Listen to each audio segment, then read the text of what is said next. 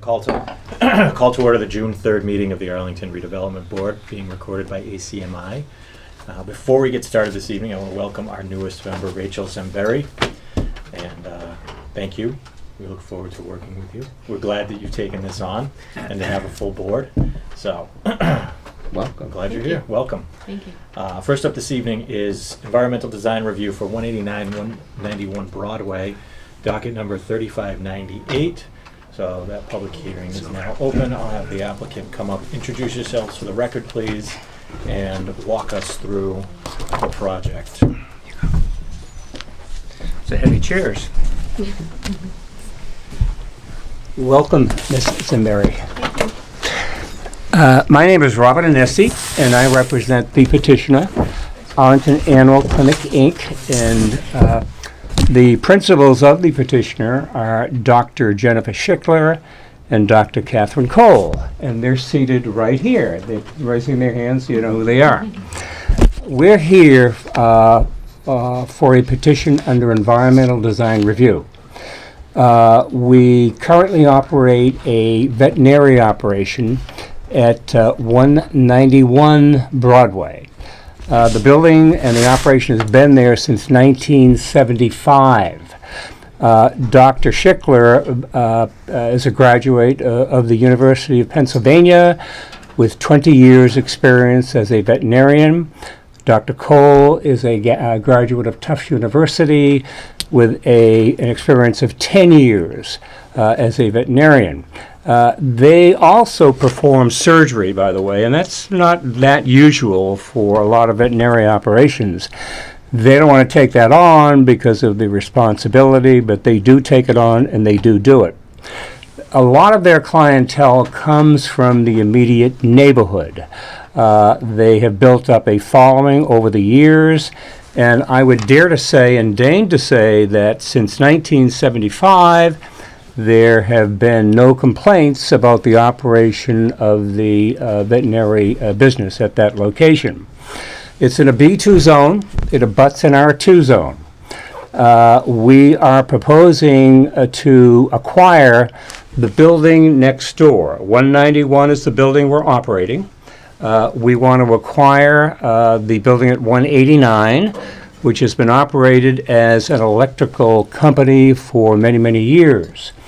I believe that the operator of that company may want to do other things, perhaps retire.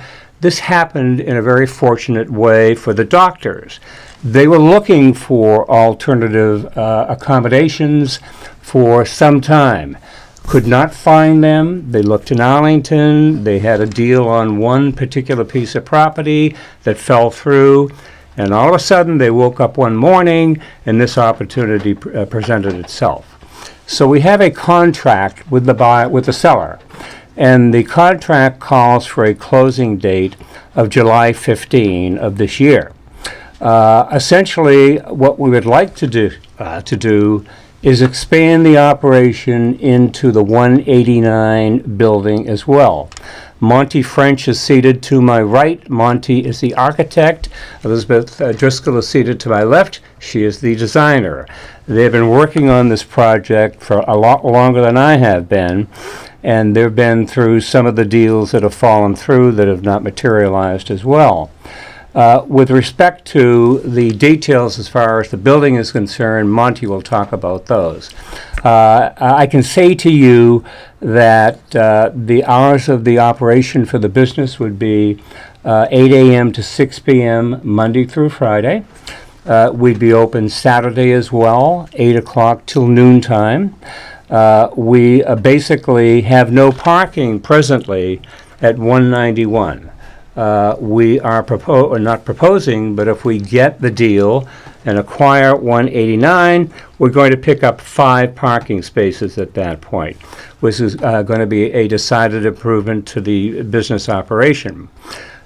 We are planning on having bicycle parking.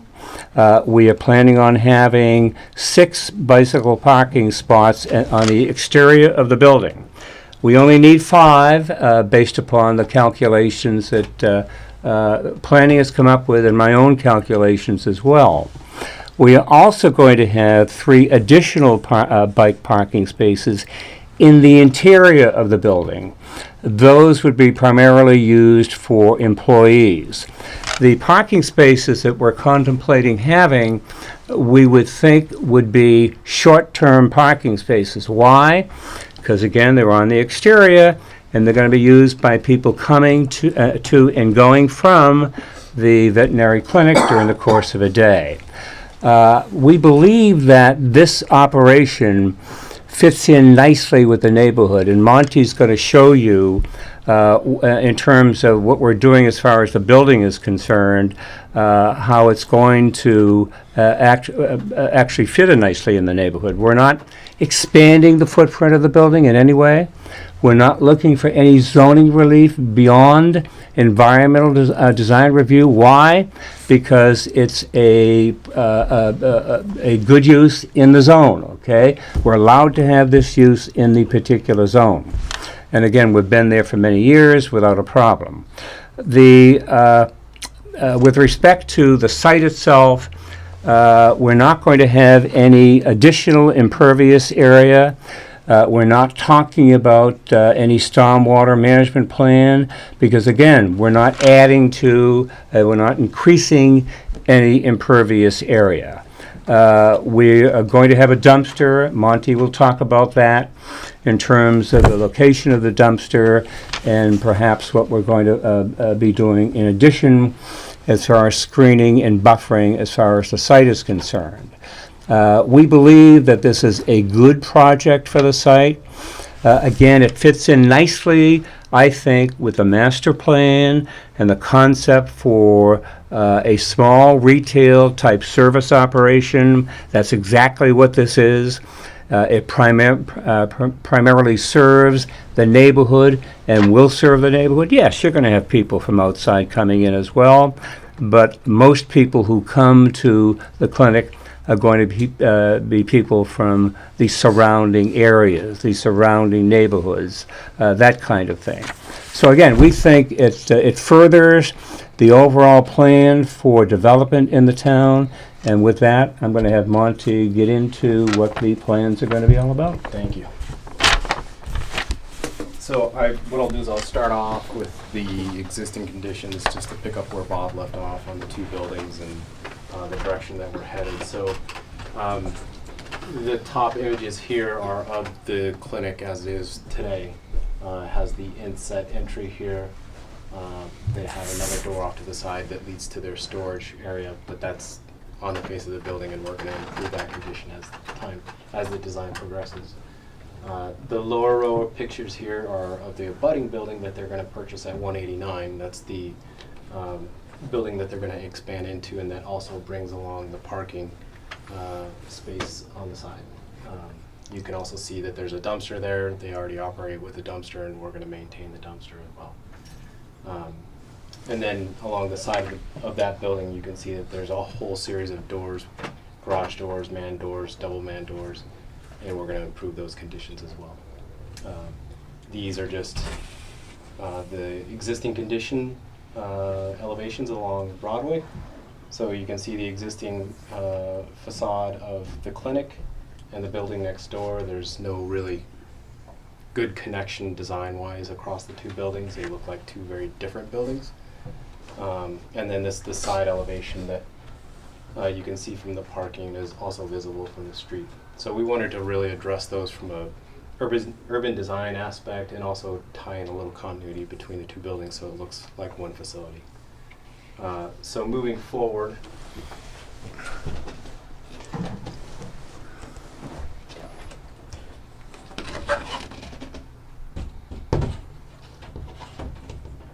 so as I mentioned, moving forward, the intent is to connect the continuity of the 2 buildings before.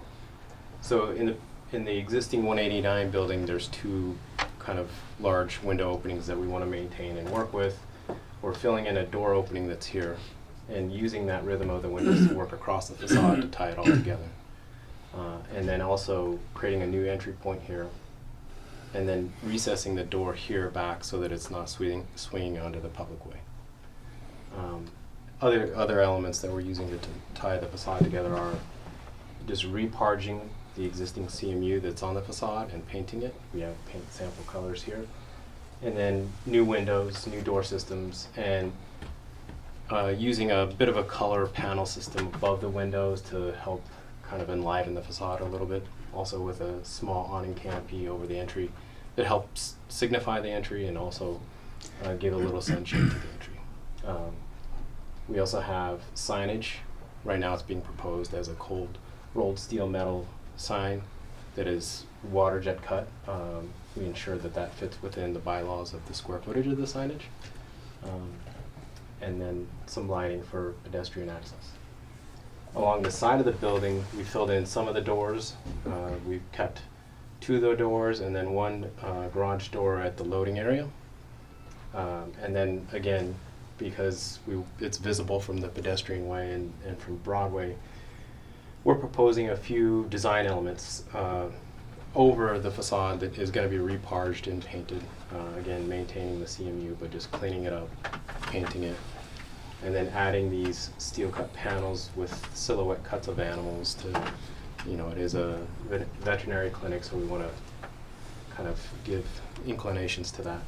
And then some seating benches and things like that for outdoor seating and people that are waiting, and some potted plants and things like that. These are the elevations of the same perspectives that you see here, so you can see how this ties across and there's a link. The other piece on the facade here is proposed as fiber cement panels. Again, we have some samples here that we can show you. And then here's an example of the steel panels that we're proposing that will be backlit or, you know, top lit, again, to accentuate the facade. And examples of some of the louver conditions that are, there'll be aluminum louvers so that they'll age well. You know, we were concerned with wood and the doctors having to upkeep wood and things that would rot. So we proposed things that would maintain over time. And then in terms of the site, again, this is the existing 191 building, and this is the 189 building that they're going to expand into. It also has the existing parking, the existing dumpster location. Actually, I think their dumpster kind of floats around, but we're saying it needs to be here because I think by the bylaws that they ask that the bike parking be away from the vehicle parking, just in terms of safety and things like that, navigation. So the outdoor bike rack is here, similar to this up here. This is the proposed bike rack that we have on file. And again, you know, our entry point is here for the clinic, and there are some side door entries for loading and for employees. We've also included currently there is no screening and buffering across the back because it's residential, so we included the screening and buffering across the back. The trees are existing. And as Bob mentioned, we're not increasing the pavement area or anything like that, so the roof of the building will be maintained and its drainage the same way that it currently is with roof drains. We're not taking any trees down, are we? No, Monty? no tree. Okay. No Whatever trees. trees are there on the 191 lot are going to remain. And we're going to have some landscaping, as you're indicating, on the rendering as well. But, how about the dumpster? Are we going to do anything about trying to screen that in some way? We can provide either a gated fence or a screening system if that's required. Okay. And we're going to have new HVAC equipment on the roof. So yeah, that was the next piece, getting Yep. into some of the Oh, technicalities sorry to of the site. anticipate it. So getting back into the elevations and some of the other things. So this is the rooftop unit. This is the side elevation along this side here, looking at it from the side. So it's set well back from Broadway Street. And then here's the elevation along Broadway Street. You can see them here, but they're set back pretty far. It has to stand up 18 to 24 inches off the roof on dunnage. And then the unit is 3.5 feet tall. So we'll be anywhere from 5 to 5.5 feet up off the roof. the existing transformer that's already in place, we're gonna repaint it. But there's no other equipment that's on the building. That's all. Okay. You all set? I'm all set. Yeah, the reason for the acquisition of 189 is increased capacity on the part of the Arlington Veterinary Clinic, okay? We just need more space at this point. And as I say, fortuitously, the space at 189 just opened up, and we have grabbed it, and we're hopeful that we're able to get your approval so that we can expand into that space. I don't think the impact on the neighborhood is going to be any different in terms of what's going to be happening as far as the veterinary operation is concerned. They've operated at 191 for years without parking of any kind, okay? They are grandfathered with respect to that. They're in fact improving the situation by coming up with 5 new parking spaces, which is going to be conducive to a better operation of the combined buildings at this point and the combined complex at this point. We're asking that you favorably consider our petition at this point. Okay, thank you. I like the project. I think it's a great reuse of an existing building. It's keeping a business in town and allowing you to expand. What kind of traffic is there on a daily basis now? How many visitors do you have per day? Maybe the doctors can answer that question. Yeah. Probably there's usually three veterinarians on during the day, 1 in surgery, so 4 total. Anywhere from 3 to 6 surgeries in a day, and probably 6 to 10 appointments per doctor per shift. Mhm. So Do you anticipate that increasing? it probably will. I mean, realistically, it's been increasing for the past, Mhm. I've been in the clinic 12 years. It's been increasing since that time. It's increasing based on need. Mhm. Yeah, and just people need more. Right. And what's the parking situation in the neighborhood like now? It's all street parking. Yeah.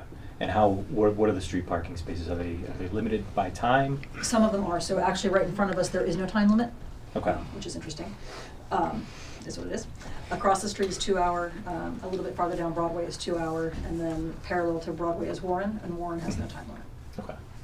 Okay. And there is 1 handicap space. Yes, already in Because I saw there's one in the building and then you're adding 1, which is good. I think you've addressed that. I'm just curious about the traffic that exists now and how you see that expanding, but I think it's a good use. I would say we have a number of clients who do walk. I was just going to say this. Okay, great. So I can come back to that. I too are very supportive of this project. I think it's a great project. I think what you're trying to do is good. I do have a couple questions for you. Let's start with the trash. Your medical waste, is it going to be stored inside? Yes. And it's hauled with separate. What's We have outside a is specialty just... service who comes and picks it up. Okay, so all the medical waste is separate. Exactly. Perfect. You have an emergency generator on the roof. That's going to be new. I'm asking these Yes. guys, okay? I'm going to just hold the square I on don't you, do okay? generators. It's being contemplated, yes. What kind of generator is it? Is it gas or is it diesel? It'll be gas. It'll be gas. Yeah. So we don't have to worry about a Correct. diesel storage tank somewhere on the site somewhere. Correct. Okay. These things, the mechanical equipment is sitting quite high on the roof. Are you guys going to consider some sort of screening for visual and also for acoustics? Well, we felt like, as illustrated in the perspectives that are virtually across the street and down the street, that it's not, this is all built in Revit, which is a 3D drawing tool that we use to represent everything. So everything that you see in the elevation is also in the perspective. So the mechanical units aren't visible prospectively, but if it's required to do a screen, I'm you not can do making the requirements for the sake of requirement. I'm just saying is, have you guys looked into it? I seen your answer saying you've looked at it from the Broadway side. What about the other side? I know the streets sort of, they taper to one. and from the residential side. Did you look at that and say maybe that's the side you put, because these equipment are pretty far back in the building, so I see what your point is on front. Okay. I'm just saying, is there going to be, We didn't show it, but we can certainly explore that and make sure that We, it's not. yeah, we will consider that, absolutely. it's not a deal yeah. breaker, I'm just Sure. saying, Yep. be kind to your neighbors, Yep. see what can, if this, also you put this huge two pieces of equipment there, and there's 2-family houses around there and they're looking right at it. That's all I'm saying, all right? Yep. Right now, you have no access to the roof. How do you plan to get up there? Is there some sort of exterior ladder that goes up to maintain the roof, or is it going to be interior when you first come into that little stairway there? So this is kind of a Yep. side access Yep. to get down to the basement. We'll do the same thing to get some sort of access up to the roof, because there isn't right now. Yes. So we will need to have something up in that stairwell. So in that little hallway, you're going to put like a metal ladder that goes up Yeah. over the roof hatch then? Mm-hmm. All right, well, then you're going to Or have to show, potentially a stair run. you're going to have to show some sort of railing up there, then that's going to be shown on that elevation then. Because OSHA, if you're within 10 10 feet, feet of the edge, yeah. you're going to need some sort of at least 3 feet, right, I believe, Yeah. railing around there. Okay. So We will do that, Mm-hmm. We'll do that. for sure. Yep. on your front door, there's 2 new windows. The 2 on the building you're acquiring is conference room and meeting or office. That's fine.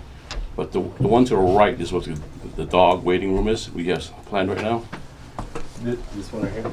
No, that's the Oh, cat this- one. Sorry, this one? Yeah. Well, I'm assuming that's what it says on your plans. Right. Cat dog. Yes. Okay. I used to own a dog, and I used to bring the dog. I remember those waiting rooms being quite loud.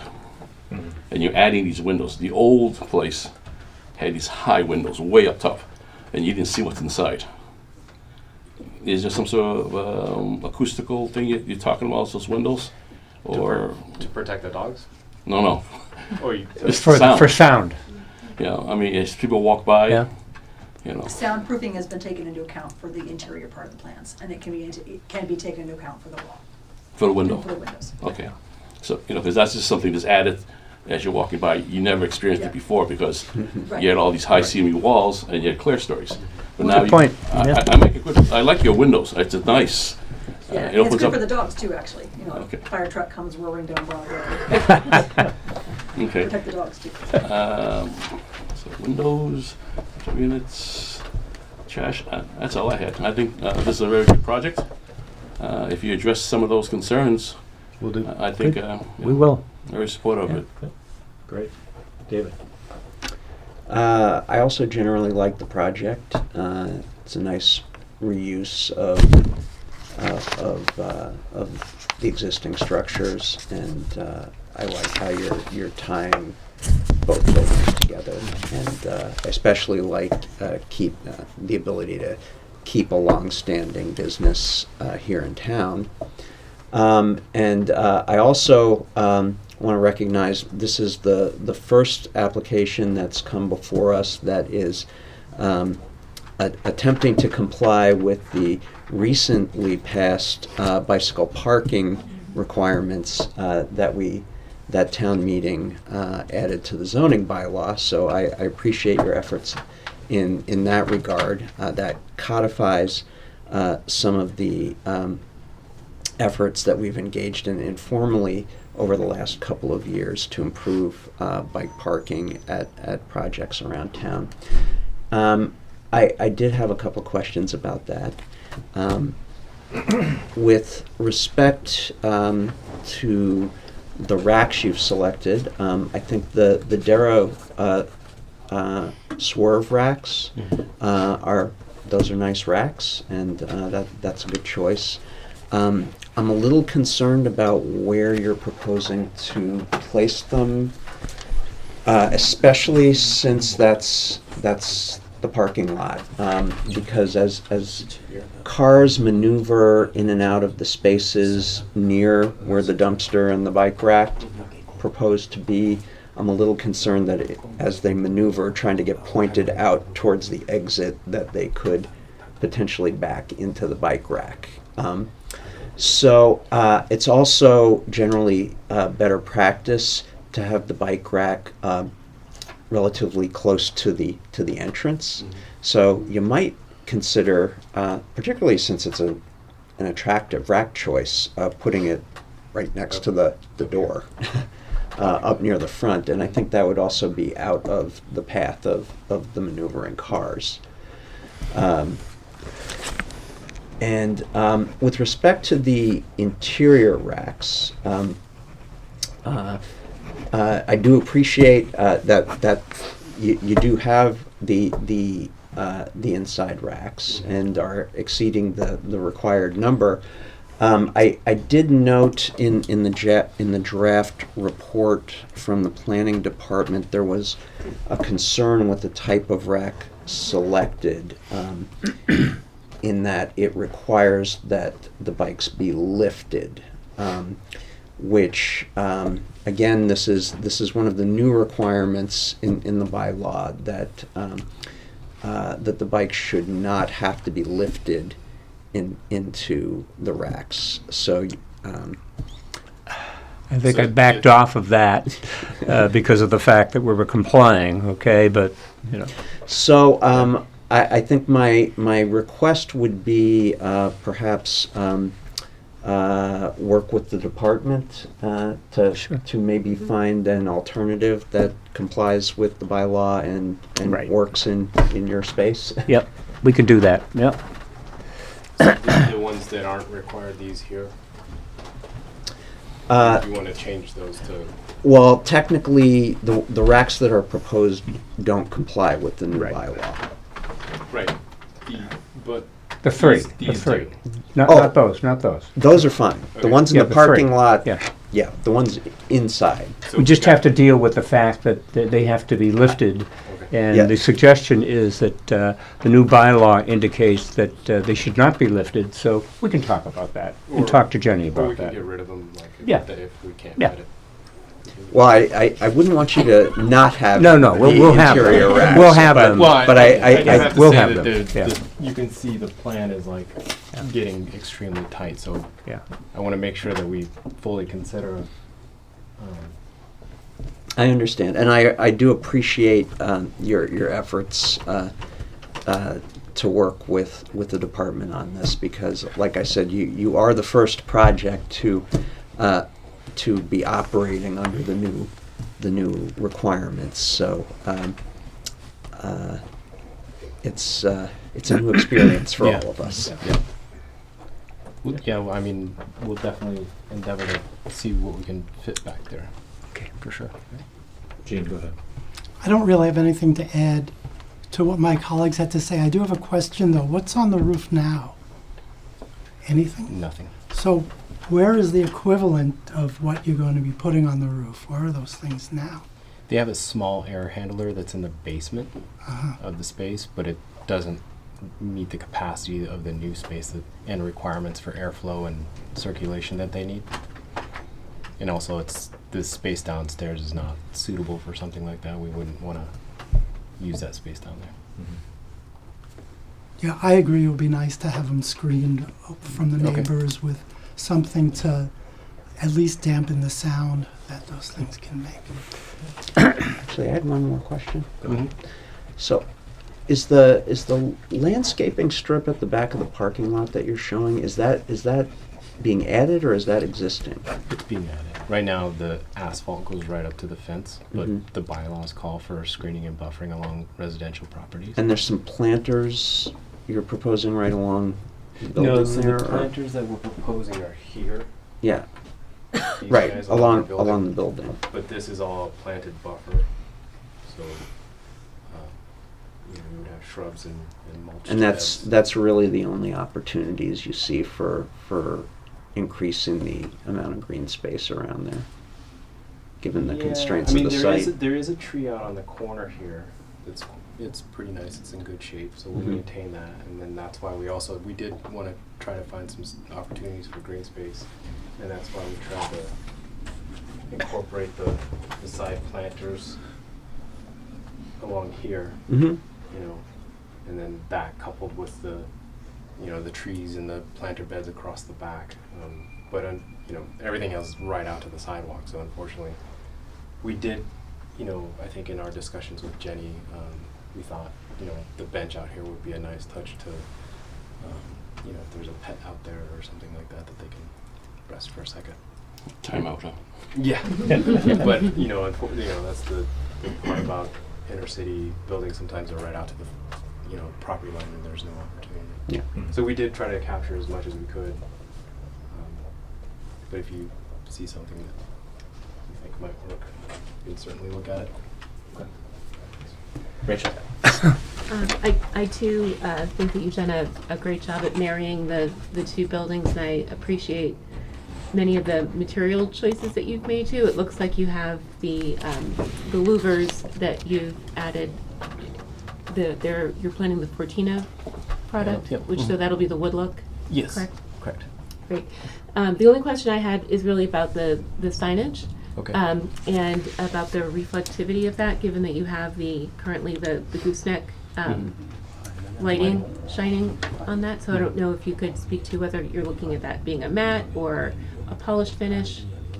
Definitely. So it is something that I've done in the past. So we use a cold rolled steel. So it's got kind of a darker patina look to it. So it'd be a little bit darker than what's shown in the rendering.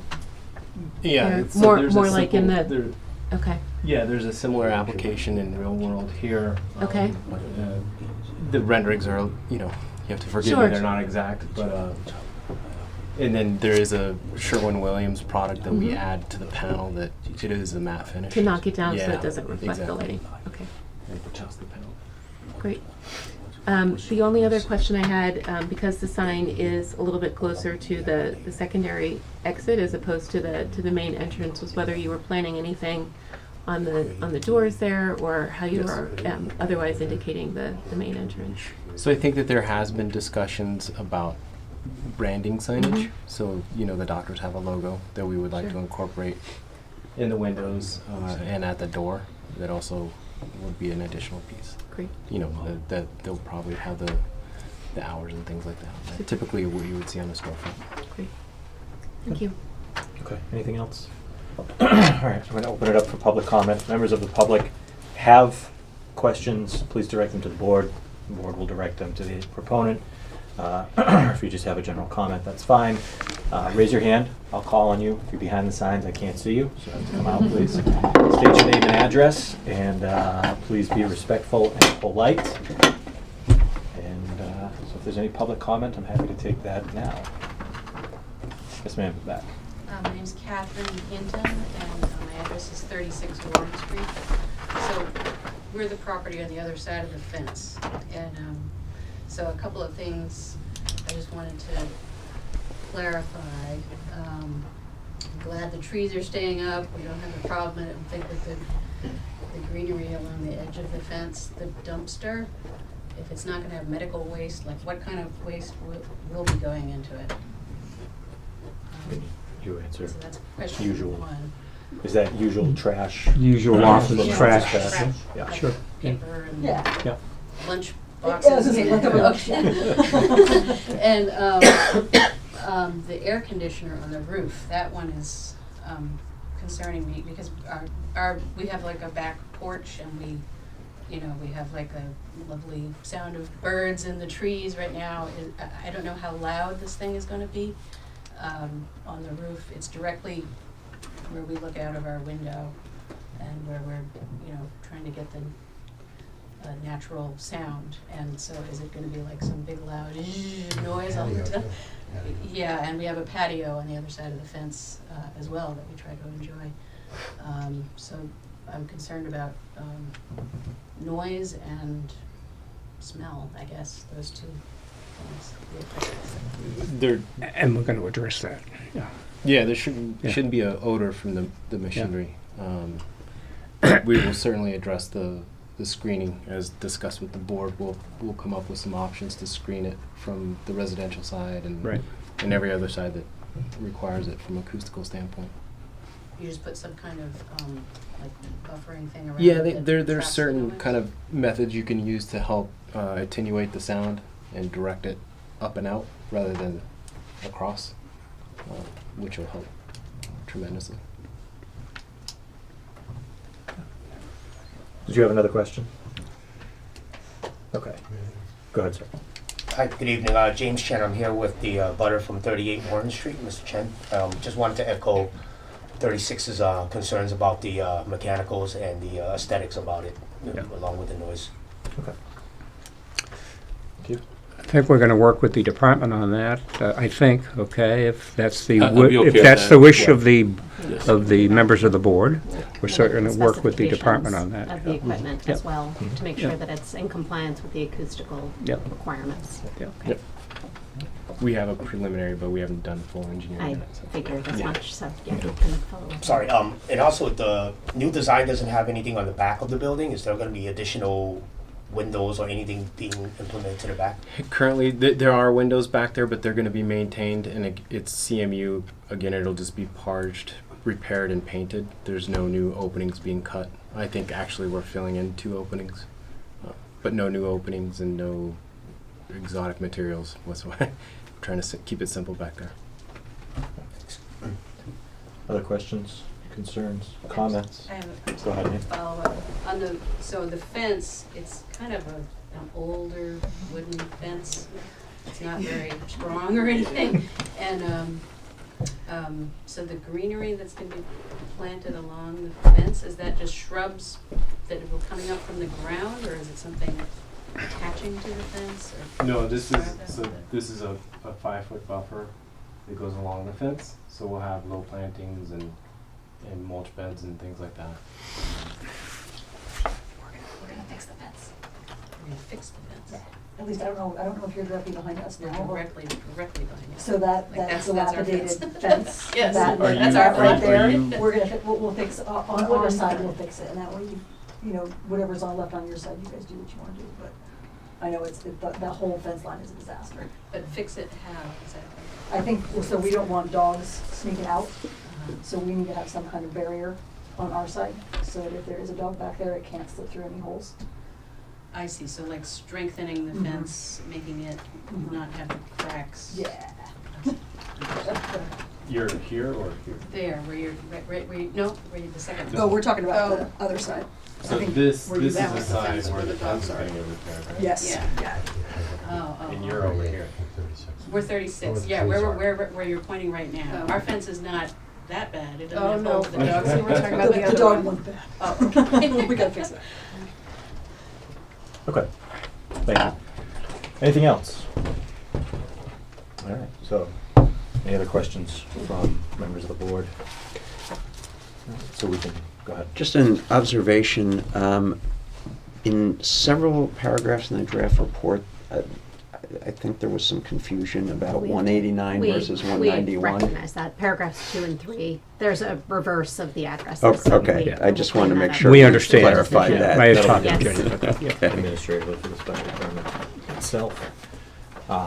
Seeing no other comments or questions, I think we can reasonably move to a vote with the conditions that exist in the report from the department, and then the additional conditions that we've talked about tonight, which would be to add railings, investigate screening, add screening and noise abatement on mechanicals above, move the bike rack on the exterior of the building, explore other options without losing the bike parking on the interior, and Just a couple windows right there. and soundproofing the windows at the front of the building. What was your first one? I'm sorry. Adding a railing on the roof line. The ladder For the- going up. Oh, the okay, yeah. the ladder, ladder, that's right, just- okay, Yeah, that's- that's something I'll have to do for Yeah. OSHA compliance, Okay, but just to right. make sure that we've got it in there.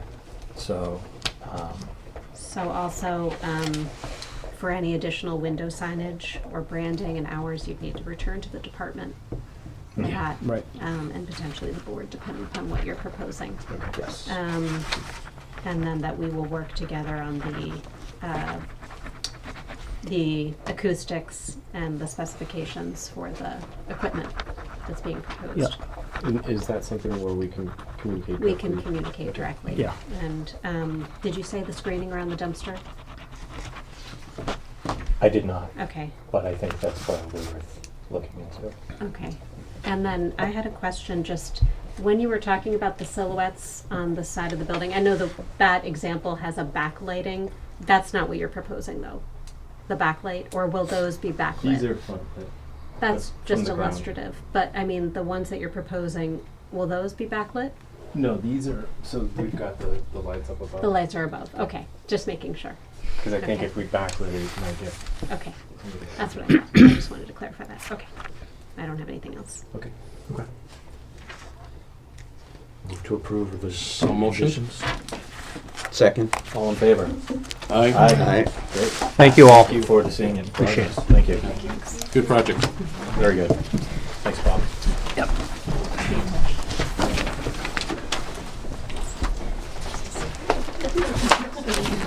There goes the number. Yes.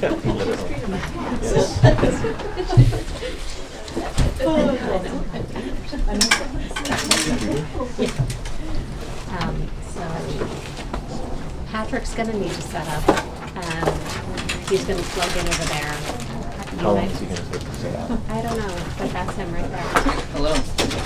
So we might wanna move to over there. Have a seat.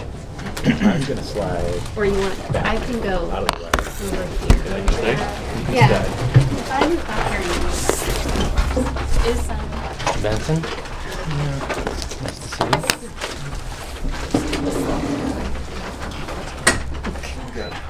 okay.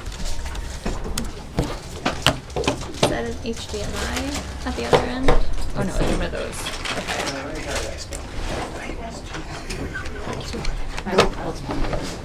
There is an HDMI on that side. We can try the HDMI. Oh, I have this. Okay, let's This doozy.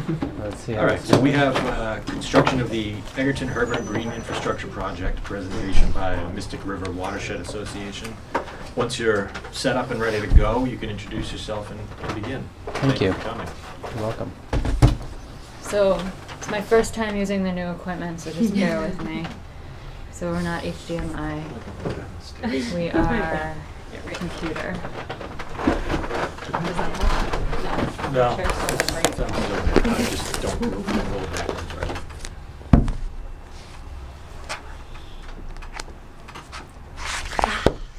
Oh, fantastic. That's okay.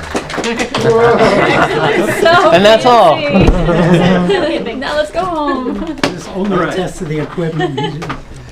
So my name is Patrick Heron. I'm the executive director at the Mystic River Watershed Association, and thank you to the Redevelopment Board for having me this evening. So I wanted to share a little bit on the genesis of a project that has been implemented at Egerton and Herbert, and a little bit about why the path forward in Arlington for stormwater. And I'll talk a little bit about our partnership with the town along the way here. So, as way of background, our organization is an advocate for cleaning up the Mystic River and Alewife Brook. And you are what you eat. So one of the things that really impacts the river is what comes off of the pavement in a community. And so stormwater that comes off of the streets actually carries a lot of pollutants that impact the river. Some of that is soil material, some of it leaf litter and fertilizer or pet waste. And by the way, I don't mind being interrupted. This is not a formal presentation if anybody has questions. And there's a lot of evidence that the Mystic River has been impacted by these pollutants and these nutrients. This is down in Medford, downstream of Arlington, where high nutrient levels led to a bloom of invasive plants or a spread. So this is the water chestnut plant that covered up to about 70 acres of the river in 2013. I paddled through that. You worked hard then. The only reason there's a channel in the middle there is because the motorboats cut a way through. We've also had cases recently where the river pretends it's St. Patrick's Day and turns a bright green like it's in Chicago. And that's actually a cyanobacteria bloom, or otherwise known as a harmful algal bloom. And it's not just an aesthetic issue. This actually has some connection with neurologic issues for people. This is a public health issue. So both of these things, particularly cyanobacteria, is connected with nutrients. too many nutrients. In fact, this is the freshwater section of the Mystic River, and on the bottom left is Arlington. You can see Spy Pond being pointed out. This is 62 square miles in this section, and all of the brightly lit rivers here at the top, the Aberjona River coming down to the Mystic Lakes, and Millbrook and Arlington and Alewife Brook, are all listed by the EPA and the the Massachusetts Department of Environmental Protection as impaired for nutrients or impaired for not enough dissolved oxygen, which is also connected with that nutrient problem. So for a variety of ways, we know it's polluted. In fact, we're finishing another study right now that shows that these rivers have about 60% too much nutrients in it. So it's a sharply too much nutrients, and we're going to have to work very hard to reduce those nutrients over time, and it's not going to happen overnight. So how do you do that?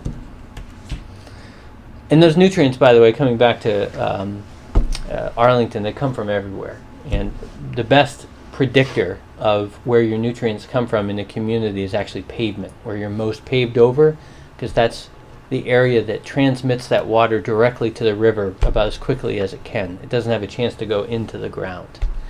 So you can see this is a map where we mapped where phosphorus comes from using a model, and you can see Mass Ave going through the community and Broadway where there's a lot of pavement, and those are areas that are have a greater load of phosphorus going to the river. But what this map also says is that phosphorus really comes from throughout the whole community. There's a misunderstanding that the nutrients that come out of a town and go to a river are really linked to fertilizer application. And the studies show that that's probably an important portion, maybe 10 to 30%, but the rest of that nutrient load is actually coming from erosion, organic materials, and litter in the street. But here's the good news. What are you going to do? Well, the best way to deal with these nutrient sources is to take that water and put it into the ground. So the ground actually really has a high capacity to absorb those nutrients and filter out that water. And it's good for the river if you put it in the ground, because then you're feeding the groundwater, which makes a healthier river. It's a colder river if the river gets its water from the groundwater than from the pavement. And Arlington, especially on the east side of Arlington, in fact only on the east side, really has great soils for infiltrating water into the ground. On the at the heights, it's a much more difficult place to put water in the ground because of both the slope and the ledge, as probably would surprise nobody. So we undertook a study a few years ago with funds from the US EPA and Mass DEP to locate places where we could do green infrastructure in Arlington. We did this in collaboration with the town, particularly the engineering department. And we found this intersection, Egerton and Herbert, which, if you're familiar with it, is a one-way street with a very long crossing distance, quite close to the Hardy School. And it was an opportunity both to treat stormwater as well as deal with some pedestrian and aesthetic issues at this location. So we went through a design sketch first and figured out what this would cost. This was back in 2013, and we used a group called Bioengineering Group, which has since been bought out, and Duke Bitsko to help us. And we identified that we could put a bioretention basin or a rain garden on each side of the street and still leave quite a bit of room for fire trucks as well as cars to get through this intersection, with the additional benefit of perhaps slowing down those cars at this intersection, reducing the crossing distance, and getting some other work done at this intersection like ADA compliance. This is kind of a table that shows the benefits. So if you're going to get funding from the EPA or the DEP, they want you to document that you're actually going to do some good. And so this is a table on the left side, it says north side and south side. Those are the two bioretention devices. The drainage area talks about the amount of pavement it will treat. The pollutant loading rate is in pounds per acre per year, and you can see through this table how much of the nutrients are being removed over time. So for phosphorus, we're removing about 20%, and for and 34% in these two different basins, and then we also have other benefits of total suspended solids and zinc. We went through a full design exercise with some funding we secured from DEP again. This we secured about $50,000 from DEP, which went toward project management for the Mystic River Watershed Association, design, which was $15,000, and construction, which was about $30,000 for these two basins. And this is a basic overlay of how this works. Is if you don't mind me walking up here for a moment.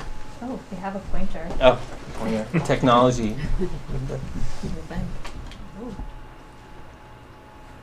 Or not. Let me see if my finger works. Oh, yeah. So this area of the basin over here gives you kind of a cross section of what the soil looks like. What you do is you really are digging a hole. And then refilling it with material that will allow the water to infiltrate quickly, but also create storage. So you start at the bottom of your hole with some larger stone, and this larger stone creates a lot of gaps between that stone where the water can be stored. And then as you get further up into the material, then you're getting into planting material that plants can send their roots into, but also allows for the infiltration of the water. We design it so the slope is such that nobody's going to break an ankle, and there's not going to be any erosion issues. And we tied into an existing catch basin so that we wouldn't be spending more money than we need to. To solve the nutrient problem throughout the Mystic River watershed, it's going to require literally hundreds, if not thousands, of these structures. And the only way to make this work is to do this as cheaply as possible. If you're going out there to re-engineer the street every time, you're going to spend a fortune and it will never be worth it. So we're in the mode of trying to figure out how to do this as efficiently as possible and take advantage of the conditions at the sites. So we planted this with herbaceous plants, and the reason for that is that we have snowplows, and we built some rain gardens in Arlington previously at the Hardy School, as well as out at Thorndike Field. And at these sites, our woody plants were impacted by the plow, so we're going with herbaceous plants. The other thing we're doing is reducing. You can see we only have about 7 species of plants. One of the lessons learned is that even though you can create a really diverse rain garden with 30 plants, when somebody comes to take care of that, it's really difficult to determine what plant is really your plant and which one's a weed at that point. So the simpler the better. In fact, people are even going toward grass, believe it or not. So this is what this one side looks like. This is the south side, I guess. For me, in my mind, this is the east side, but you can see this is during a rain event, and the site is catching the water out of the gutter line and infiltrating that water. The water is designed to accumulate up to about 6 inches deep, and then there's an overflow device so that it will never kind of fill up and create a lake that somebody would fall into. It can overflow directly into the catch basin if there's too much water. And it's also designed to drain within a few hours, so there's no standing water here that would contribute to mosquitoes. This is what the other side looks like.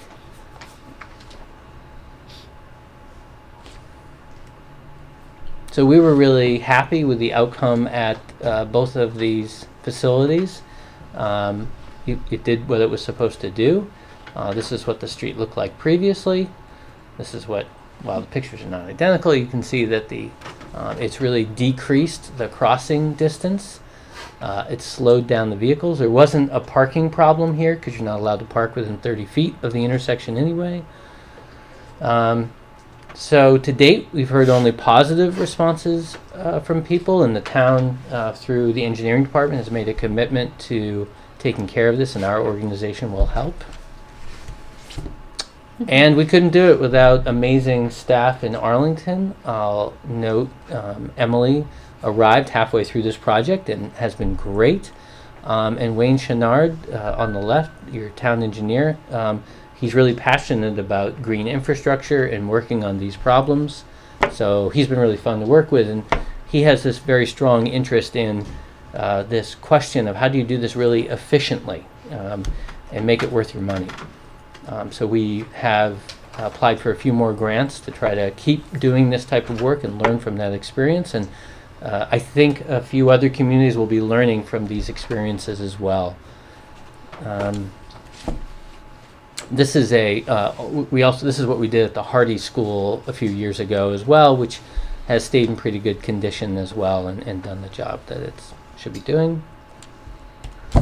And these are the folks that were involved with the project. And I'll note that this coming Tuesday at 6 p.m. we're going to do a site tour. So anybody who wants to come out and see these rain gardens or bioretention devices, we'd be delighted to show it to you and share a little bit more about the lessons learned. And that's the project. And I think part of the goal in sharing this with you is to encourage you as you're interacting with developers to see these kinds of structures implemented on their private property as well. It's possible that in the future the town is going to be responsible for reducing nutrients by 50-60%, and it will be in the interest of the town to shift that burden toward developers and to integrate it into projects as they come before the planning board, as opposed to retrofitting streets later, which is more expensive. That's a question. Sure. I really like this a lot. I've done something like this similar on a shopping center, Oh, great. Yeah. and basically sloped the parking lot into these islands and had.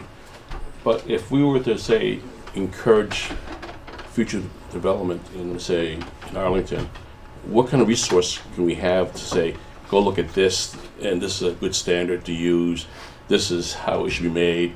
And I mean, it's one thing to want it, but the other thing is to have information available to give people that's easily accessible. Because if it's too hard, they're not going to do it. Right. I mean, we almost need a design guide, like some of our other design There you guides. go. So Yeah. just if I might. Please. So we're actually working on updating the stormwater bylaw right now.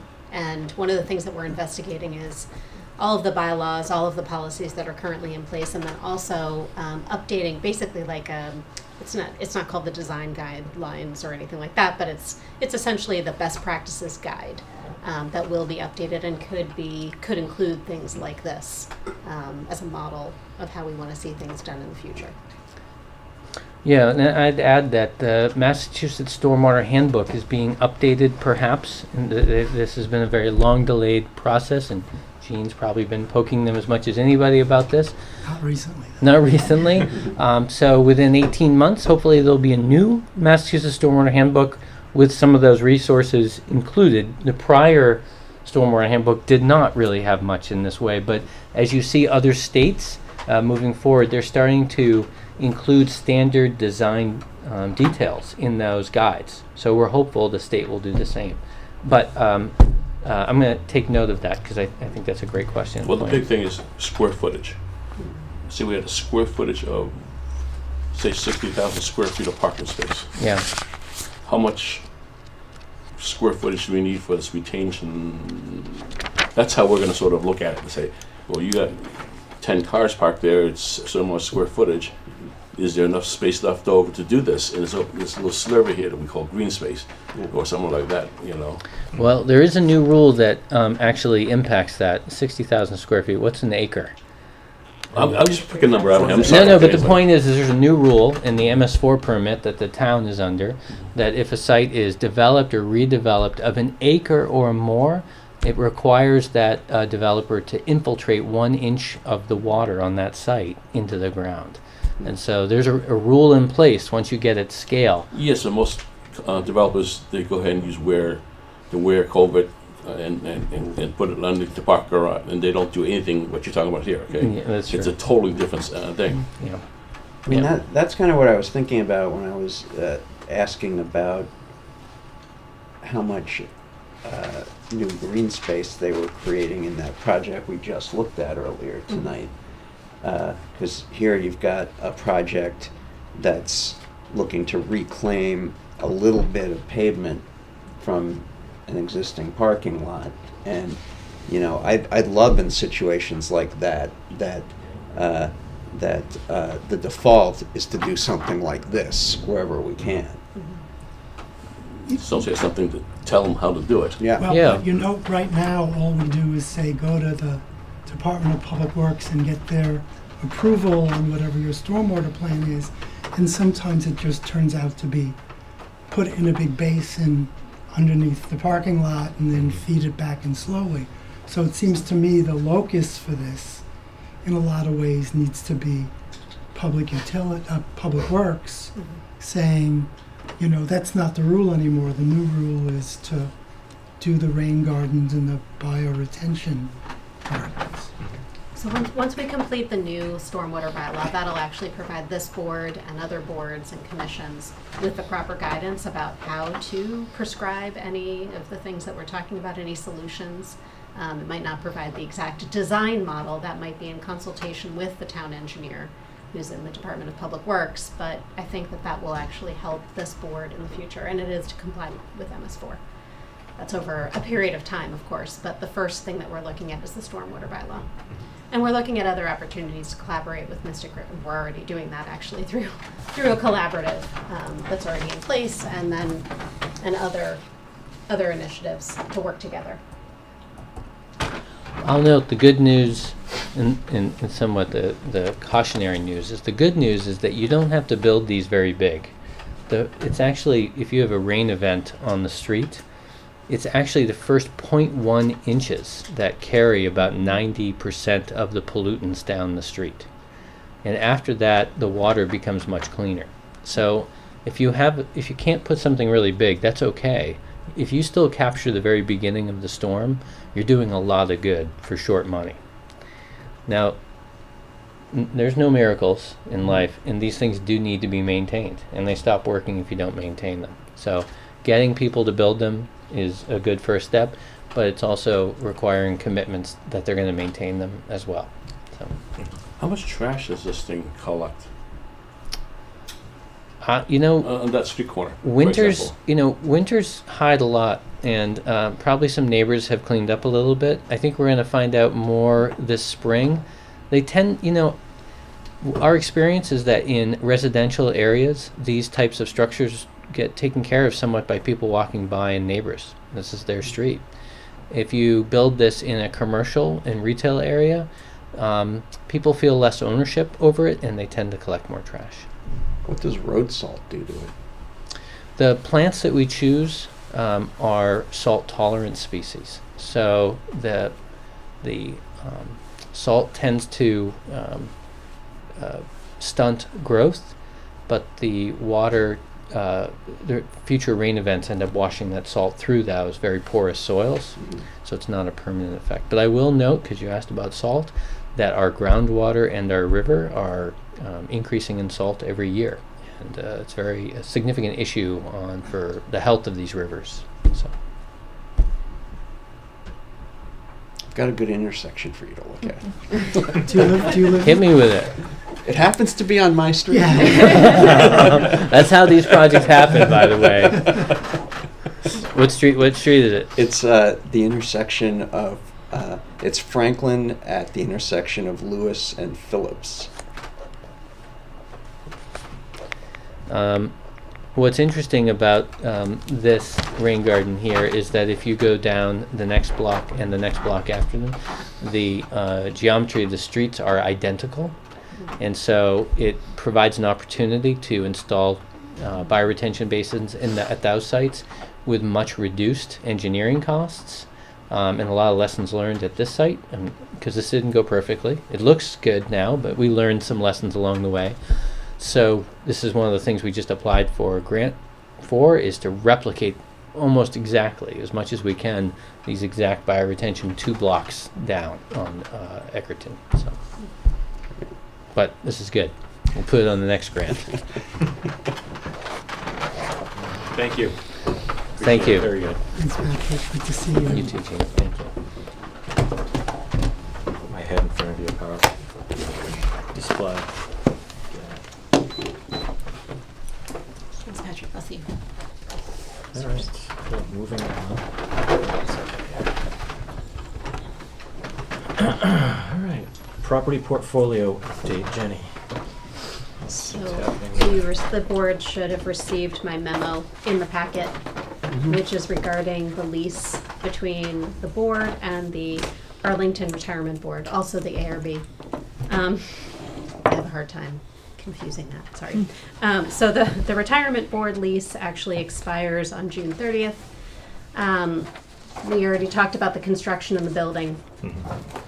They can stay, I would like for them to be able to stay in their location for the next 6 months, but then move to upstairs, which is half of the current space in what is currently considered the weatherization office. There's going to be some staffing changes within that office, some retirements, and it'll enable me to redo that space and open up some space to lease it to this tenant.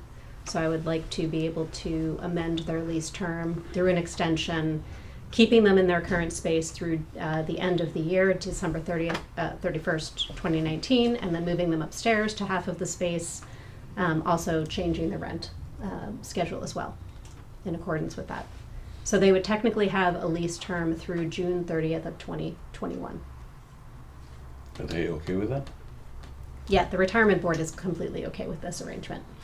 And the lease would be for the Suite 202 or whatever the number is. Their lease would be so their current lease would be extended for 6 months Mhm. in their current location, which is on the Right. ground floor of the building. Because of the construction, which is going to start on January 1st of 2020, we want them to move upstairs so that they remain in the building. I think it's important to keep this particular tenant in the building because of the nexus between the people who come into and use the Council on Aging and then the people who are also accessing the retirement board. We find that there's actually a lot of overlap between the two. So they would like to stay in the location if possible. Their lease term had actually only been for 3 years. So most of our tenants have a very short-term lease. That's more typical. At the end of this lease term, then we can talk about what to do next. No, what I was asking was, so they're going to move to Suite 202, and the lease will be for Suite 202 at that point through the end of the lease term. For the end of the lease Okay. term. Yeah. Okay, got it. And it's just half of the space.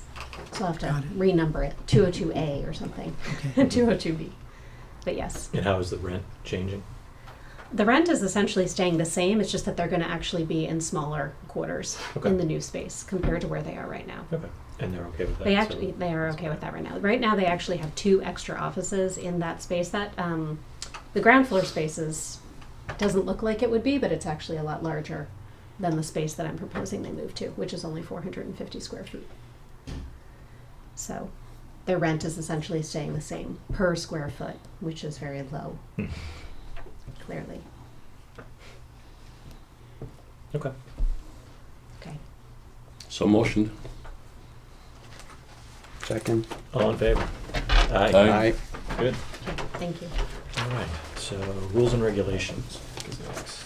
Okay, Draft so amendments. the next item is the amendment to the rules and regulations. Obviously, as we discussed, following up on town meeting, we made some amendments to the bylaw in relationship to how we review religious and educational uses, which is known as the Dover Amendment. 40A's Chapter 3, and we have essentially put into this document a lot of the language that you'd seen previously as part of annual town meeting, what was filed. So it's, I don't know what, I know everybody's looking at different things, but it's essentially Rule 19 at the very end of the document. And then the only other amendment is in the table of contents. So I think what we need to focus on is obviously what the review looks like. Okay. Jean, I know you had some questions and concerns, so I'll move down to you to begin. Okay, I'll go through. I sent an email to Jenny and Andrew the other day with some suggestions and concerns that I had, so I'll just go through them for everyone. Starting with A, the purpose section, I would add the phrase, quote, "the purposes of the zoning bylaw" to the last sentence in A. So it would say, when applying reasonable regulation, the town shall not unreasonably impede the protected use without appreciably advancing the purposes of the zoning bylaw, the goals of the master plan, other development plans and policies of the town. The purposes of the zoning bylaw are set forth right in the zoning bylaw, and I think it's really necessary to have that in there. In the B procedures section, I would make some wording changes. Let me just read them to you. In number 1, the applicant bears the burden of establishing to the satisfaction of the department both that the proposed use of the property or structures is for a religious, nonprofit, educational, or childcare purpose, or appropriate combination thereof, and that the application of a given regulation should be waived, reduced, or altered as unreasonable within the specific facts of both the site and the proposed use. What I basically added on to there was they have the burden of establishing to our satisfaction, which I think is a better legal standard for us, and that we get to double check the decision that the building inspector made, that it meets one of those educational purposes. Or otherwise we're up against the building inspector said A, but we might not think that. So that's why I put those in there. Mhm. Other than that, similar. Sorry, where were you inserting that? There. In It's like number the 1. second number So 1. in the building inspector's determination? No, the second number 1. The second number The second one. number 1. You want me to read it again? The department, We okay. should change that, maybe. Yeah, you should change it. Yeah, That's there the second- needs, it's the the numbering needs to It's the be, second yeah. number. The one. numbering needs to change. Yeah. And then in the second number 2, I just said, it's not, bears the burden's not the right thing. It just said the department shall apply only those regulations in accordance with the purposes of the zoning bylaw, the goals of the Arlington master plan or other development plans and policies of the town. We don't need that burden language again Yeah. for us. So those are my general wording changes. Gee, can I ask one question? Yeah. On the daycare or childcare, is that for-profit, not-profit, or makes no difference? It makes no difference under 40A whether it's for-profit or non-for-profit if it's childcare. Okay, It does if it's educational, it has to be nonprofit. okay. So then I have in number C, appeals. I think we need more information about when the appeal is to the ZBA and when it's to the ARB. It's silent. And I'm not really sure what that should be, but maybe something like this. The appeal is to the ZBA, except the appeals to the ARB when the project would otherwise meet the applicability requirement of 3.4.2 for ARB review. So So the only time it would But I'm actually not go to the sure- ZBA is actually if it's just permitted by the building inspector. If somebody has a problem with something from the building inspector, it would actually go to the zoning board. Any decision made by him or his department, it would go to the Board of Appeals. I mean, your language could be sufficient, but that is generally the reason. I would take an amendment to that language because I was struggling with exactly Is that in your email? how to do, it is in my Okay, email, all right, so exactly how to do that. I can Then, work with that. so then I have these policy concerns, and one of the policy concerns was one that I raised a few months ago, Mhm. but it's back. So the proposal would allow the waiver requirements by the department and placement of some requirements by the Pleasure. department without any public hearing or public input on the issue. Because think about this as a dual track. Building inspector says, yeah, it's for nonprofit educational or childcare or religious uses, so you're entitled to the Dover Amendment. Go to the department, and the department, as an administrative function, gets the ability to then waive some of the requirements, impose height, bulk, and things like that without any public input or public hearing. It's a completely administrative process. That's how it's set up now. And there's obviously some advantages of that in terms of timing and getting things done. On the other hand, what's lost is public input, where people might have a real, they might be abutters, they may live down the street, and they may have a real interest in what's going to get waived and what the project will look like at the end. So there can be appeal from the department decision to either the ZBA or us, but those appeals are probably only going to be by abutters. So because of who gets standing at that point. So I think that there basically will be almost no public input into that process. And I had a concern about that a few months ago when we discussed it, and I have sort of the same concern now. So I know there's a trade-off between getting things done and public input, but I just don't think the balance is struck right here when there's no opportunity for public input. So I think either there needs to be a way to build a public input process into the administrative process by the staff, or there shouldn't be an administrative process, and it should go to either the ZBA or the ARB, where we would have a public hearing and take public input and then make a decision. So I'm not quite sure sort of how to balance that out, but I did want to raise that that's a real policy concern for me. But Gene, when you say public input, so are you saying that, but you start going counter to what the Dover Amendment is saying, if you actually qualify for the Dover Amendment, you don't need public input. No, I think, well, so here's the thing. If you qualify for the Dover Amendment, all of the zoning doesn't apply to you. Correct. But the town can still impose reasonable, I forgot all the words, bulk, site planning. Sure, but public parking, input and the parking, public things hearing like piece that. is not a piece of that, right? But it's not a piece of it, but we could make it a piece of it. So it's not prohibited from it, but it could be part of it. Would it be challenged then? So may I? So the town council recommended not moving in that direction and moving to the administrative process that we've set into place, and not having a public hearing process through this board or certainly the zoning board of appeals because of the way that Mass General law and case law is already in place to make this very clear. So I'm not so sure that it's a policy issue.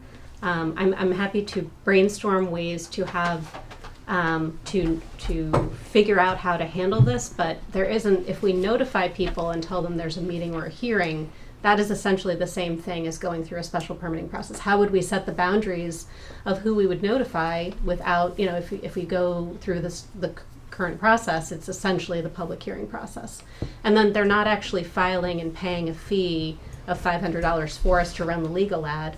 So how would we actually have a hearing to have that conversation? And then further, placing it on the agenda is just one thing, but it's still requiring them to come here and go through a hearing and a conversation process in a public realm, which again is outside of the realm of the law. So I hear the way you're framing it as being a policy issue, but I do think that if we've been guided by town council to consider otherwise and to outline this process, I'm concerned about how to navigate what you're suggesting. I appreciate it, of course, because I appreciate your concern, but I don't know how to fit it into this process. Well, I mean, I don't know how to navigate it either, let's be fair.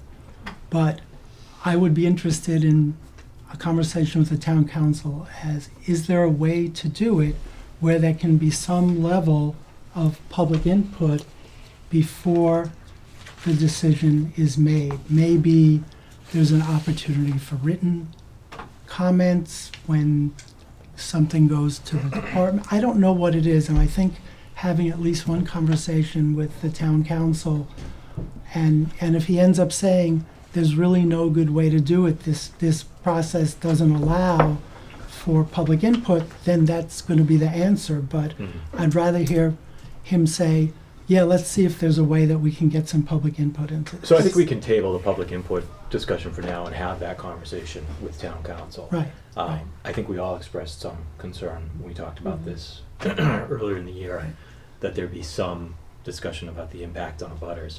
So I think we can continue to look down that road and see what options might be available to us. So maybe it's actually the And burden it's- is on the applicant, though. That just to kind of turn it around a Yeah. little bit. Maybe if we encourage the applicant to reach out to their neighbors or some other ways of framing it, that might be another way of kind of getting in between. Whereas then it's not on the back of the town and my department or inspectional services to do outreach in a manner that clearly resembles what is required currently Yeah. for a butter Yeah, notification. we could make the applicant provide the notice to the abutters and put a notice in the newspaper. Well, I'm not sure I would go to Well, to But that I'm saying we side, might but- be able, I don't know, we should have a conversation with the town council. So I think that the about town it. council has actually been responsive to the questions of the board, and that's what he put in the memo that I've redistributed here, came out of the conversations that we had with town council about this particular concern when we were developing the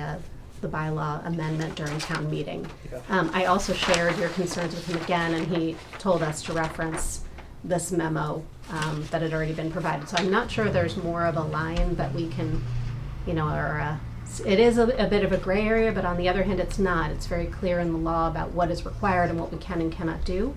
I think encouraging the applicant to do that might be a way to get at what you're talking about. Although that may be going too far, to put a notification requirement on the applicants in these cases. I agree with you. Yeah.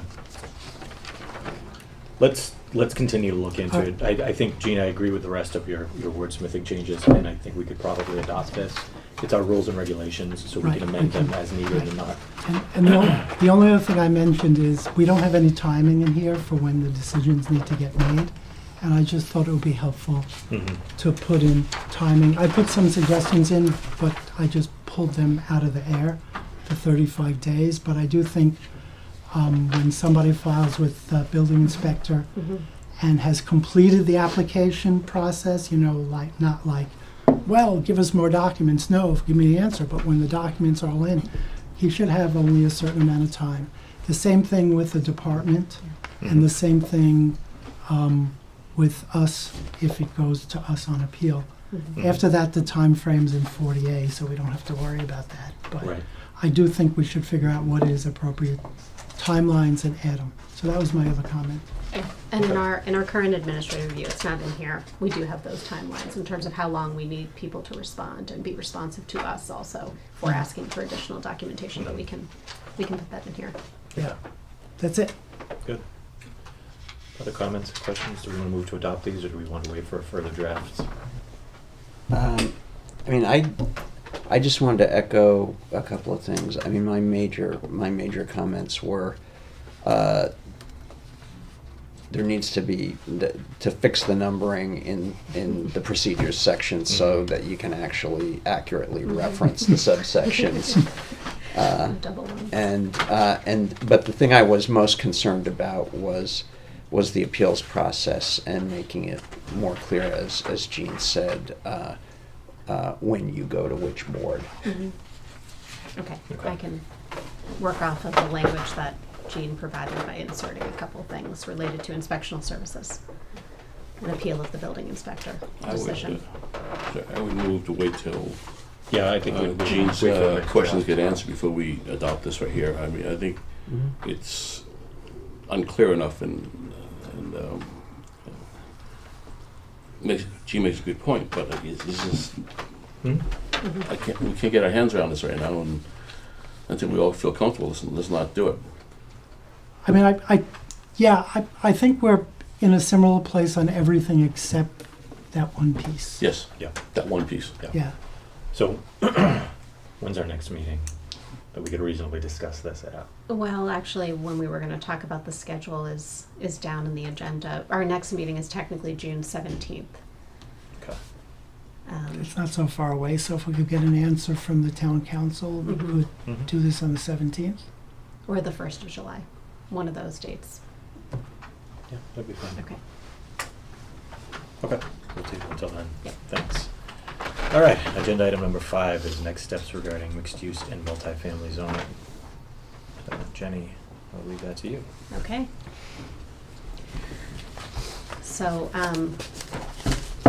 we have been talking about what to do. A lot of questions have come up from residents and other people who are very interested in finding out what is next in terms of the mixed use and multifamily zoning, or known as Article 16 sometimes to some people. So we have had a number of conversations, particularly Adam and I and some of the members of the board also discussed with Adam what to do next. And we have put together what we think would be the best path forward in terms of both engaging this board and also engaging the select board in a conversation around a number of different things. The first of them is sort of the need for housing, what exactly is the need and the demand moving forward, and for all different types of housing, not just one, workforce housing or affordable housing, but different needs in the community and how they're currently being satisfied and where there's still a gap. 2 would be the Metro Mayor's Coalition Housing Task Force, which is one of the sort of regional goal that's been discussed. We are in the process of working with the Metro Mayor's Coalition on they're talking actually with every community in that task force about local goals and what that local goal process might look like. We want to continue that conversation. And then just in general, the universe of housing issues and the options that we might have for addressing those issues. So a number of different issues have to be discussed and presented and vetted and in a public process through both this board and also the select board. So what we would like to do is over the course of the summer have those presentations and conversations with you and the select board. And this would be Adam and myself providing those presentations, that material, and discussing it with our respective boards. I also might attend some of the select board meetings, and depending upon the timing of everything, because we actually meet on the same evening, Adam might be able to sit with this board as well.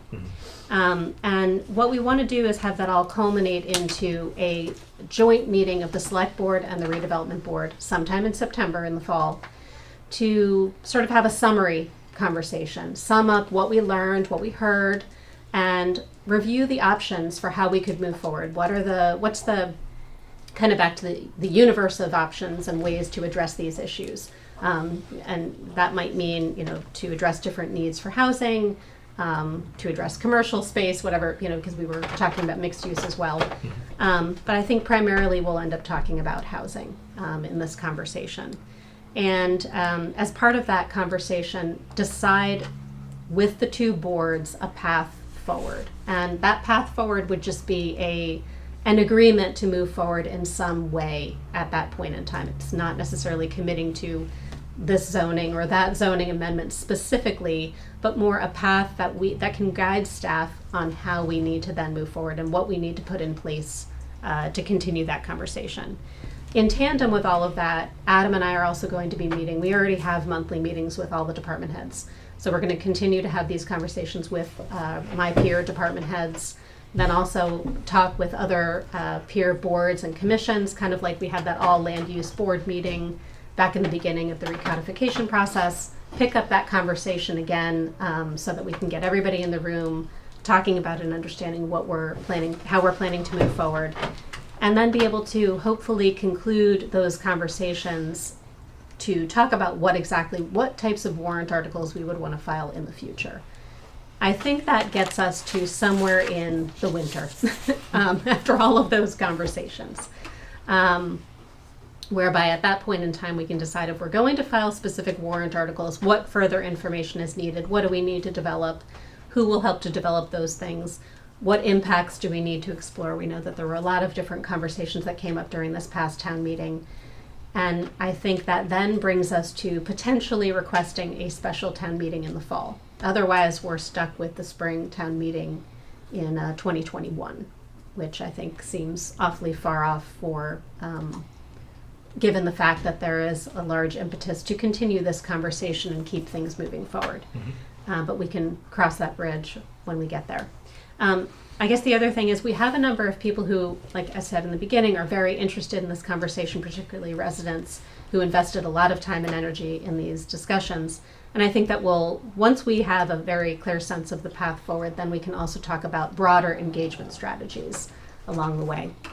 So we'll keep them engaged through the summer, but I think once we have the two boards in agreement and alignment about how to move forward, then that can help us to also think about the engagement process that also is appropriate for how we want to move that forward. So that's I hope that helps to kind of just sum up the path. I know that was a lot to absorb, but some of us have been talking about it, and others might have questions too.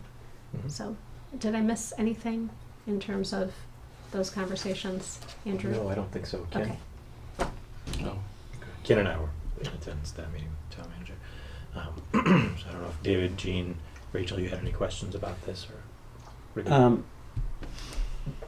I like the sound of the overall process. I just I'm gonna presume that as the ARB and the select board meet and have these conversations both separately and together, that of course these meetings are going to be open to the public, and the public is also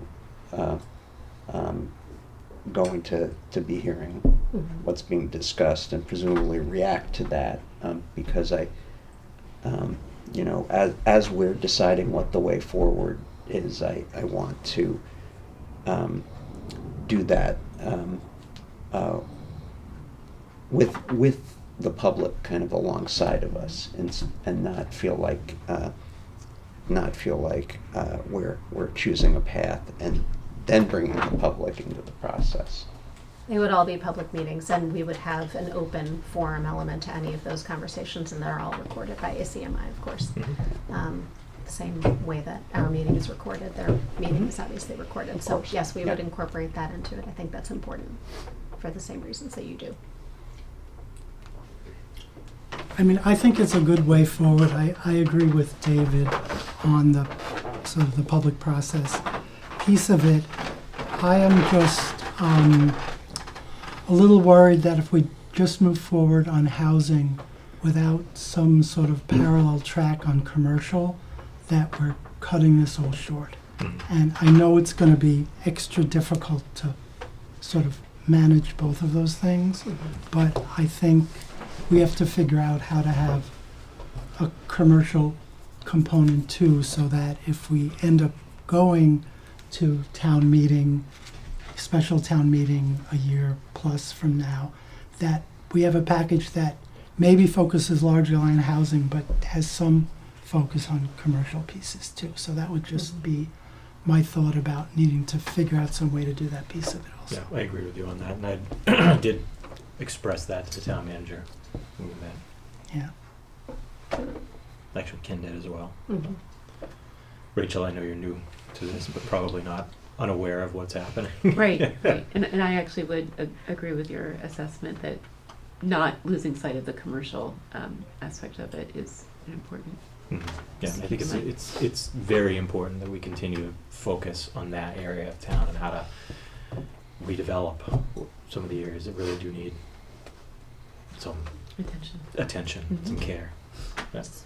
So two tandem efforts that are happening. There's actually multiple things happening as per the norm. The zoning bylaw working group actually meets this Wednesday morning, and they'll be talking about this. They're also going to be talking about the Arlington Heights action plan, the neighborhood action plan that was issued a couple of weeks ago, actually set forth a number of different zoning recommendations, including, you know, things that resembled what we had proposed at town meeting, but I think there are other things that are proposed that are worth exploring, including some changes that relate to the PUD, the Planned Unit Development District, and some other things that could also help mixed use. So there's that, and then there's also the investigation that we're going to do into the industrial zones, which I actually think is as much about industrial zones as it is about commercial development. So I do, it's not that it's completely on the back burner, it's just being explored in different ways. I guess the third thing would be is if we think there's things that are worth investigating further in the mixed use, maybe we need a separate conversation about that to kind of go back to the things that aren't working with mixed use right now, that are not specific to housing, but are just more about how can we make this work better. Maybe we can just have that conversation Yeah, separately. many of those aren't specifically They're bylaw not issues, about but the bylaw. existing conditions in town. The So sites. it's it's a longer project. So, So okay. that's my proposal in terms of handling that moving forward, and then I will of course report back to you about the zoning bylaw working group conversations. Okay, good. Moving on to minutes. Beginning with April 1st. Take any changes, wordsmithing that needs to happen. Do you have changes? I don't. Okay. I had nothing on April 1. I have nothing. No. All right. Motion to approve, April 1st. Second. Meeting minutes? All in favor? Aye. Aye. Aye. And I think I need to abstain. since Yes, I obviously was one not. abstention. April 8th. I had nothing on those. Okay. I have nothing. Well, Motion to approve April 8th minutes.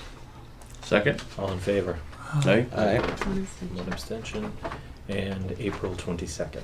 I had nothing on those. No. Nothing. Move to accept the April 22nd minutes. Second. All in favor? Aye. Aye. And one abstention. Good. All right. So, upcoming ARB schedule and announcements. All right, so in the packet, I'll start with the announcement, which is just the hazard mitigation plan is being put together right now. We're consulting with MAPC, and they actually did our 2012 hazard mitigation plan, so this is an update to that plan. It's already started. There are some upcoming public meetings. That's why I wanted to kind of notify you if you're interested in attending. It's June 13th, 7 to 9 p.m. Next door. right next door at the senior center. Okay. Was this only 2 pages? Yeah, this is just I just put the schedule in there. I didn't put any plan documents. Yeah, because 4 of the pages were blank on my thing there, and I couldn't figure out what it Well, was. there's just one page. I had only Yeah, one I have page. I don't know why they're Oh blank. my God. Okay, never mind.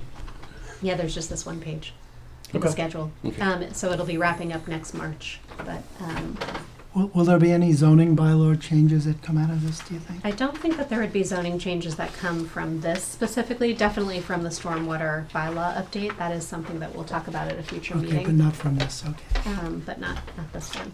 But I thought you might be interested in case you want to attend this one as Mhm. well. There will be other public forums in the future. In the fall. Is there anything else to add about the plan? I'm sorry, when was that? It's on June 13th, 7 to 9 p.m. next door. Okay. Just that the update maintains the town's eligibility to access FEMA grants to mitigate against disasters or to prevent future disasters. So that's very important to maintain that eligibility. I think so. Certainly. Yeah. Okay. Okay. The other thing was our meeting schedule. So I had written an email about August 12th just to confirm that date. I think one of you might not be able to attend. I can't But that means that I need to make sure 4 of you are definitely here. We will have a hearing in all likelihood. Is that the one you called me on that day? That is the reason I called, yeah. Okay, so So I'm you're, all set. you're good, okay, Yeah. so, great, Okay. August 12th. July 1st and 15th, or 22nd, I'm sorry, just to confirm, we moved the 15th to the 22nd, Okay. all right. And then technically the next meeting is June 17th, but we don't have any business. Now I realize we just made business by moving the rules and regulations, but that would be the only agenda item. So That can wait to 7-1 if everyone else is in agreement. I just wanted to check in with everybody about that first. I'm okay with that if we don't have to, if that's the only thing on topic. Yeah. So cancel the 17th We of would June? cancel the June 17th meeting. Okay. Okay. Are we canceling that now, or? We'll cancel it officially in the morning, but Ah, yes, okay. I just need to know that if you don't want to convene and have a meeting because that is your only agenda I'm okay item. with that. Okay. So that was it. That's the schedule then, moving forward. Okay. Anything else? No, that was it. Okay. Any comments, questions, concerns from members of the public? Mr. Seltzer. Hi, Don Seltzer, Irving Street. First, I'd like to say I appreciate what David had to say tonight about resident participation going forward, and I hope to be part of that, and hopefully we can find some common ground on some of these zoning issues early on and move forward on these. I think we have a lot of common goals, we just disagree on exactly how to get there. The other thing I was wondering about is I'm puzzled as to exactly what happened at town meeting. In particular, between the first and second night of the meeting, this board reversed itself on its support of some of the zoning articles, particularly 16. Exactly how was that done? Was this a unanimous vote of the board? Are there minutes that describe your deliberations on it? The board took a vote.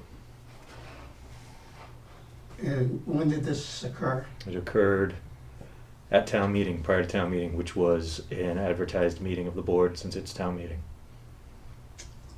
This was what, on the second night of town meeting? It was on the 24th, yeah, on the second night of town meeting Okay. before it, because when the board meets, then they adjourn to town meeting and they're technically in session. So 4 of them had a meeting and met and deliberated and then voted. Oh, okay. Are there going to be minutes of that deliberation? I can put together those if the board so desires. Okay. Thank you. Anything else? Steve. So I, my main attraction for tonight was actually the fellow from Mr. Gerber Waterside Association in his report.